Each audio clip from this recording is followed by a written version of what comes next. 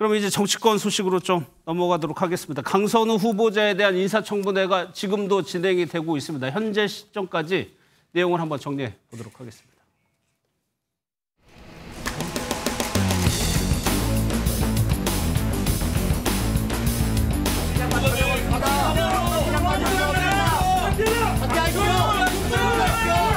피켓 줄게 거는 게 맞아요?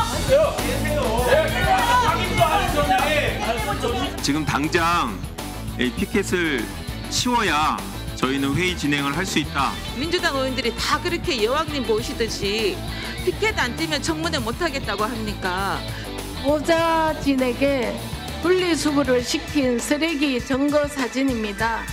이 쓰레기 상자 봉투 안에는 이렇게 각종 먹다가 남은 음식물 쓰레기, 일반 쓰레기가 이렇게 뒤범벅이 되어서 이 논란으로 인해서 여러 가지 마음의 상처를 입으셨을 분들 관련해서는 모두 다 제 부덕의 소치입니다. 다시 한번 심심한 사과를 드리는 겁니다. 강선우 후보자와 관련해서 가장 논란이 됐던 것이 이른바 갑질 의혹인데 그 부분에 대해서 오늘 보신 것처럼 강선우 후보자가 사과를 했어요. 저 사과로 일단락이 될 것이냐거든요. 뭐 일단락이 될 수도 있고 뭐 아직 남은 시간이 있기 때문에 좀 봐야 되겠습니다만 일단 사과를 하고 들어간 건 참 잘한 것 같아요. 본인은 신뢰관계가 있다라고 생각해서 불가피한 상황에서 좀 도움을 요청했을 수 있는 거 아니겠어요? 그리고 그때 부자진은 별 다른 말을 안 타가 그 이후에 이제 해고가 되거나 면직이 되는 거잖아요. 그렇다면 또 거기에 대해서 불만이 있어서 지금 또 문제 제기를 할 수 있는 것이기 때문에 이유야 어찌됐건 강선우 후보자가 사과를 하는 것이 맞다. 그리고 그때의 사실관계에 대해서는 본인이 좀 해명을 해야죠. 예를 들어서 보좌관들도 뭐 한 46명인가 교체했다 뭐 이런 얘기가 있었잖아요. 그런데 지금 알고 봤더니 그건 중복 계산된 거다. 국회의원의 어떤 임기가 변동되면서 그것들을 면직 처리하고 다시 임명하는 과정이었기 때문에 28명이다는 거잖아요. 그러면 우리가 처음에 46명 들었을 때는 너무 많이 교체된 거 아니야? 강선우 의원이 좀 너무 갑질한 거 아니야? 뭐 이런 의심이 좀 들었었습니다만 그게 또 잘못 계산된 것이라는 것이기 때문에 뭐 쓰레기 청소를 좀 부탁했다라든가 이런 것들도 오늘 좀 사실관계 해명을 좀 진솔하게 하고 좀 변명보다는 진실되게 한다라고 한다면 저는 뭐 국민들이 어느 정도 이해할 수 있는 부분이 충분히 있을 것 같다는 생각도 듭니다. 그래요.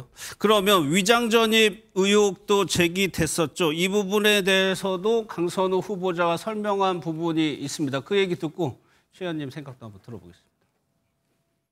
위장 전입이 맞습니까? 그렇지 않습니다, 위원님. 저희 가족이 일반적인 상황은 아닙니다. 왜냐하면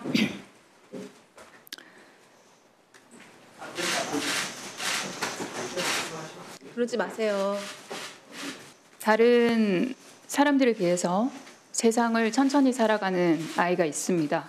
광화문에서 곧바로 모두를 강서로 옮기는 것이 저희 아이에겐 굉장히 가혹한 일이었습니다.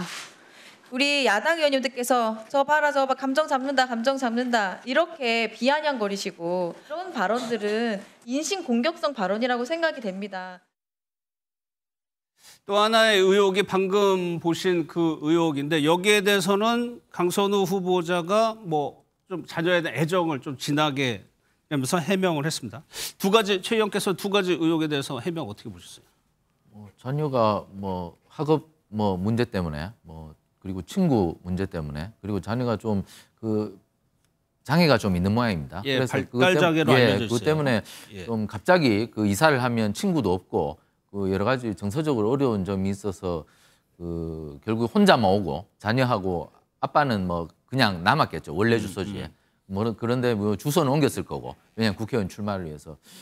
그러면 처음부터 그걸 전입을 하지 말았었어야죠. 사실 위장 전입이라는 게 지난 문재인 정부 때도 위장 전입 때문에 굉장히 말이 많았고 그 당시에 이낙연 총리도 위장 전입 때문에 국민의힘 의원들이 투표하러 안 들어왔습니다. 딱 하나 위장 전입 걸렸는데도요.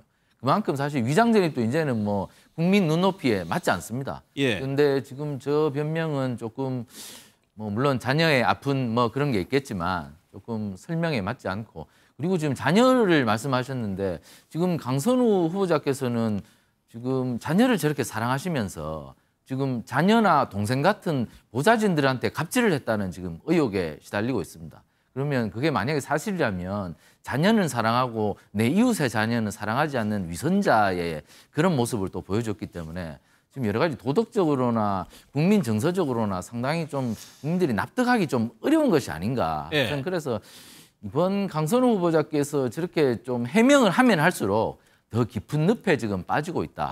지금 보좌관들에 대한 갑질은 모든 청년 세대들에 대한 모욕입니다, 사실. 예. 요즘 누가 직원들한테 저런 뭐 행동을 시킵니까? 저는 사실 뭐 저희 사무실에도 손님들이 많이 오고 합니다만 저는 그 커피도 제가 직접 탑니다. 왜냐하면 요즘 커피도 그 직원들 보고 야, 커피 좀 타오지 이러면 그게 갑질입니다. 예. 그렇기 때문에 그 행동들이 굉장히 조심스러워야 하는데 강선우 후보자께서는 뭐 비대가 물이 나오니까 남편을 불러야지 왜 직원을 부릅니까? 그리고 뭐 만두나 뭐 이런 먹다 남은 음식을 차에 놔두고 나서 아유 잊어버렸어 내가 다시 내려가서 가져오는 게 맞지 그걸 보좌진이 그걸 처리하도록 하는 것은 도저히 뭐 요즘 세태로는 안 맞죠. 사실 예. 그런데 안 맞는 행동을 하셨으면 저게 그 변명으로는 사실 어렵습니다. 지금 저렇게 하시면 젊은이들은 저걸 도저히 받아들이기 힘듭니다. 그렇기 때문에 요즘 우리 국민의 눈높이에 맞지 않다. 그렇기 때문에 예. 저는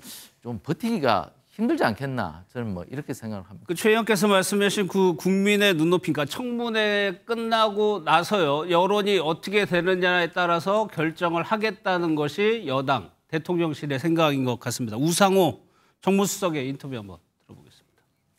심각하다 이렇게 얘기하면 이제 바로 낙마 이렇게 생각하실 것 같아서 네네. 국민의 기준에 맞나 안 맞나 보는데 이제 어떤 경우는 국민들 눈높이에 좀 안 맞는 일이 있었구나 하는 그런 분들도 있는데요. 예.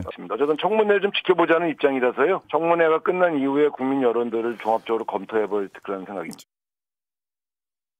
이수근 부위원장, 국민적 눈높이라는 게 어떻게 보면 굉장히 모호할 수 있는 기준이거든요. 실질적으로 민주당에서는 어느 정도 수준까지라고 그 마지노선을 보고 있는 거예요? 근데 좀 걱정되는 부분이 있었는데 네. 솔직히 국민의 눈높이가 좀 애매하잖아요. 근데 저도 국민 중에 한 사람인데 예. 처음에는 보좌관을 46번이나 바꿨어? 좀 이상하다라고 생각을 했고 쓰레기를 치우게 해? 라고 하는 게 좀 이상하다 생각했었는데 예. 일단 강선우 의원이 일단 사과를 했고요. 또 국회의원들이 생각보다 바쁘잖아요. 뭐 실제 국회에서 취침을 하는 경우도 있어요. 예. 특히 내란죄 같은 경우 박찬대 전 원내대표 같은 경우는 원내대표실에서 계속 잠을 잤거든요. 그만큼 국회의원들이 또 국가를 위해서 열심히 할 때는 정말 열심히 해요. 그러다 보면 차에서 좀 먹어야 되고 이러는데 이런 쓰레기들이 남았을 때 뭐 예. 정말 훌륭한 국회의원이라면 이것도 본인이 분리수거하고 버리고 하죠. 근데 또 보좌진들이 그것도 도와주는 경우도 많이 있어요. 근데 이것 가지고 이제 기분 나쁘다라고 말을 할 수 있지만 저는 좀 보좌진도 이런 일은 좀 불편하다라는 말을 하고 또 강선우 의원도 그런 얘기를 들었다라고 한다면 또 그다음부터 안 하면 되는 거거든요. 근데 이게 좀 신뢰가 깨졌던 것 같아요. 특히 이제 계속해서 보좌진을 하고 있었으면 이런 일이 없었을 건데 또 그만두다 보면 감정도 또 상하고 그런 거 아니겠습니까? 그래서 저는 처음에는 좀 의혹이 좀 생각보다 좀 심하지 않나 했는데 청문회 과정을 통해서 어느 정도 좀 이해할 수 있는 부분이 있다.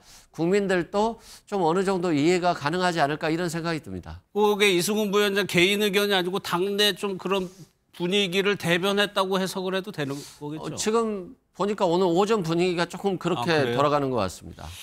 알겠습니다.